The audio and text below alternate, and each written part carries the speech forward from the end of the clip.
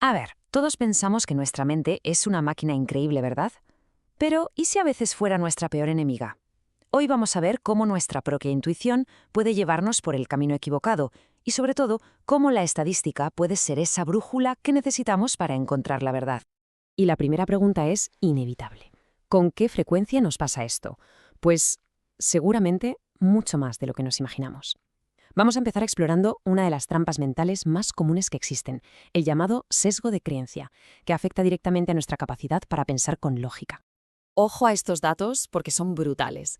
Revelan algo fascinante sobre cómo razonamos. Fijaos, si un argumento es flojo, pero la conclusión nos gusta o nos parece cierta, lo damos por bueno en un 92% de los casos. Es una pasada. En cambio, si un argumento es sólido, pero la conclusión no nos cuadra, solo lo aceptamos el 46% de las veces. Es que nuestra intuición sobre lo que es verdad sabotea por completo nuestra lógica.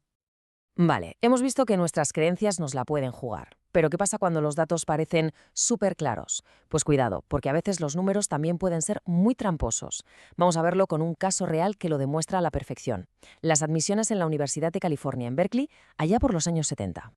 A simple vista, la cosa pintaba bastante mal, la verdad. Los datos generales mostraban que los hombres eran admitidos con más frecuencia que las mujeres. Parecía un caso de discriminación de libro. Pero como vamos a ver ahora, la realidad era bastante más compleja.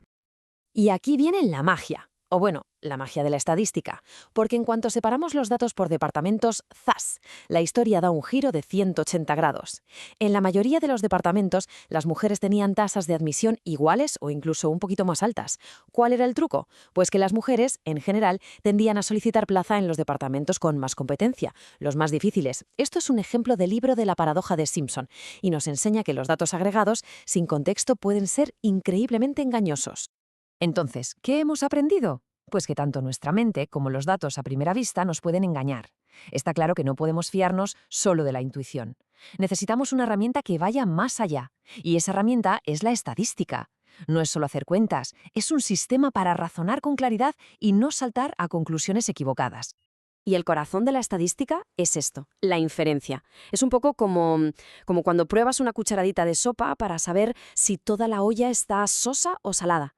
Pues esto es lo mismo, pero con datos. Usamos una pequeña muestra para entender qué pasa en un grupo mucho más grande. Y lo más importante, nos ayuda a separar lo que es una pauta real de lo que es puro ruido, pura casualidad.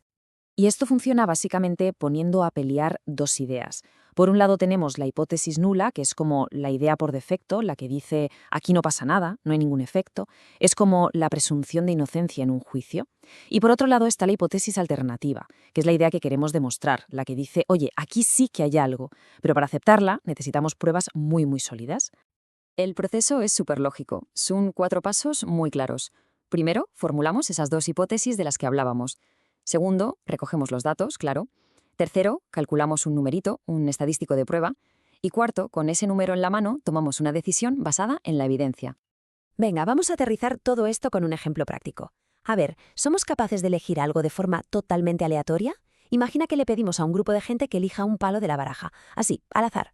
¿Serán sus elecciones de verdad aleatorias? Nuestra idea de partida, la hipótesis nula, es que sí, que la gente elija al azar. Si eso fuera cierto, pues cada palo debería salir más o menos un 25% de las veces. Esa es la columna de lo esperado. Pero mirad lo que pasó en realidad. Esa es la columna de lo observado. A simple vista ya se ve que la cosa no cuadra del todo, ¿verdad? Y este gráfico lo deja clarísimo. Vamos, se ve a la legua la diferencia. Parece que a la gente no le gustan mucho los tréboles y en cambio los corazones triunfan bastante. Ahora, la pregunta del millón es, ¿esta diferencia es lo bastante grande como para ser significativa o podría ser pura casualidad? Para responder a esa pregunta, los estadísticos calculan una cosa que se llama el valor P. No hace falta entrar en la fórmula, lo importante es entender qué significa. Nos dice qué probabilidad hay de que veamos un resultado tan raro como este por pura chiripa, suponiendo que la gente sí elige al azar. En este caso, la probabilidad es de 0.038, o sea, un 3,8%. Y como esa probabilidad es súper baja, normalmente el límite se pone en un 5%, pues la conclusión está clara. Rechazamos la hipótesis nula. Los resultados no son fruto del azar. Dicho de otra manera, la gente no eligió los palos de forma aleatoria. Vamos, que de impredecibles tenemos poco. Al final, todo este recorrido nos demuestra una cosa muy importante.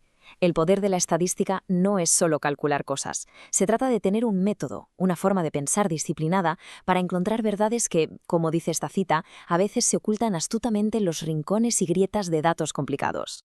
Y esto es lo interesante. La estadística nos da herramientas para ser un poco más escépticos, para dudar de lo que parece obvio. Si acabamos de ver que nuestra intuición sobre la lógica y el azar nos falla, ¿qué otras ideas que damos por sentadas podrían ser también un engaño? Ahí lo dejo.